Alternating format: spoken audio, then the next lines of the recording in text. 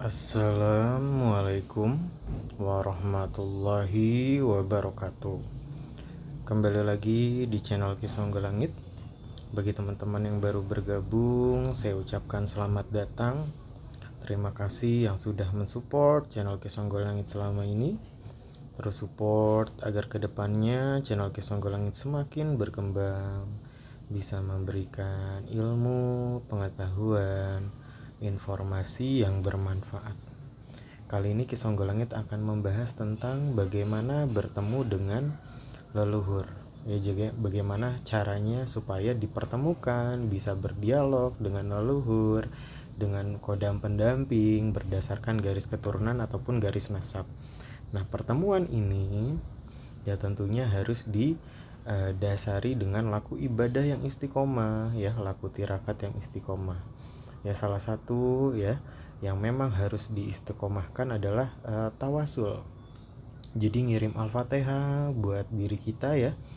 Misalnya Songgo Langit bin Muhammad misalnya. Terus ya sampai garis nasab ke atas, tawasul yang rutin. Kirim Al-Fatihah untuk orang tua terdahulu ya, para leluhur. Kalau bisa terus sampai nasabnya mentok. Ya, ke para kekasih Allah, kepada para wali Allah, tawasulnya dirutinkan. Ya, kepada para nabi kirim Al-Fatihah ya, kepada para rasul ya, sholawat kanjeng nabi rutin. Lakukan tawasul rutin di rumah. Sholat hajat yang rutin di sepertiga malam ya. Tidur, bangun di sepertiga malam, sholat hajat, tawasul ya. Setelah itu duduk terus juga zikrullah ya, terus ya zikirnya apa saja yang membuat hati teman-teman nyaman. Duduk fokus zikir ya, terus juga hajat sama Allah minta dipertemukan. Itulah ya, tawasul yang rutin ya. Selesai sholat fardu tawasul, kalau bisa maghrib isya ya, dilanjut pas sholat hajat, sholat di sepertiga malam, sholat tahajud, sholat taubat, sholat hajat, dilanjut tawasul.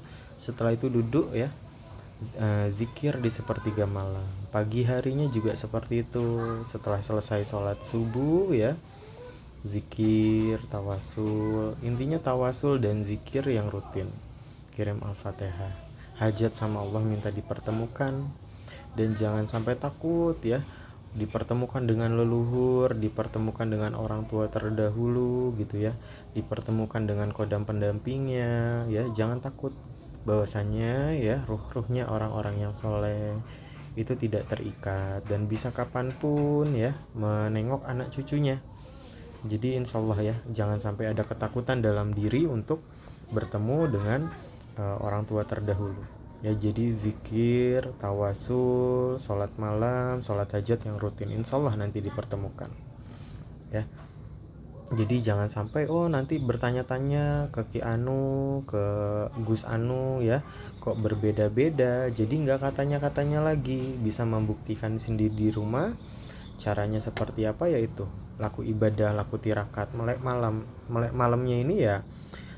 Bukan berarti tanpa arti gitu ya, melek malam nonton apa atau begadang gak jelas. Daripada begadang gak jelas, lebih baik ya tawasul, zikrullah, sholat malam yang rutin itu dilakukan. Insya Allah nanti kelak dipertemukan dengan para leluhur, kodam pendampingnya. Jadi jangan sampai ada ketakutan dalam diri.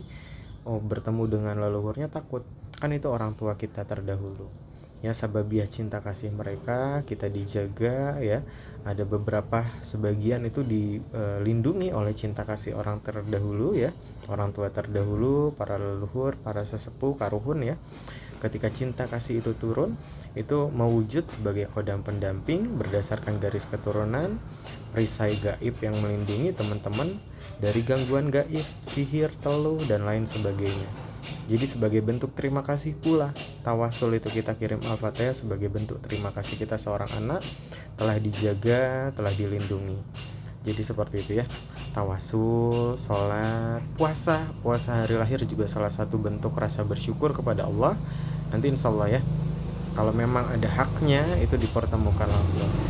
Jadi nggak katanya lagi ya, katanya Ki Anu, katanya Gus Anu, katanya Kang Anu, katanya guru yang gitu ya. Jadi nggak katanya lagi, kita bisa membuktikan sendiri di rumah dengan cara laku ibadah yang istiqomah, laku tirakat yang istiqomah ya, melek malam, terus juga sholat hajat, puasa hari lahir, terus juga tawasul. Itu saja dilakukan dengan rutin, dengan niat yang ikhlas mendekatkan diri kepada Allah.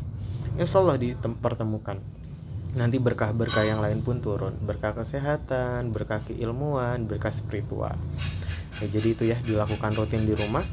Insya Allah kalau memang ada haknya dipertemukan, kalaupun tidak, yang terpenting kita sudah berbuat baik. Masalah pahala atau tidaknya itu urusan Allah, yang terpenting kita ibadah, kita berbuat kebaikan ya.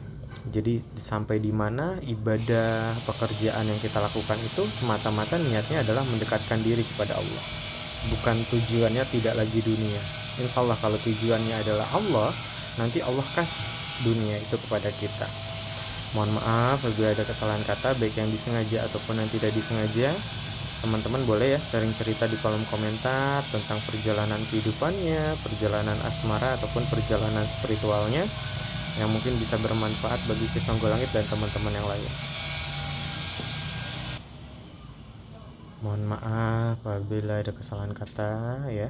Kisah Golangit pamit undur diri. Wabillahi taufik wal hidayah. Wassalamualaikum warahmatullahi wabarakatuh. Rahayu, rahayu, rahayu.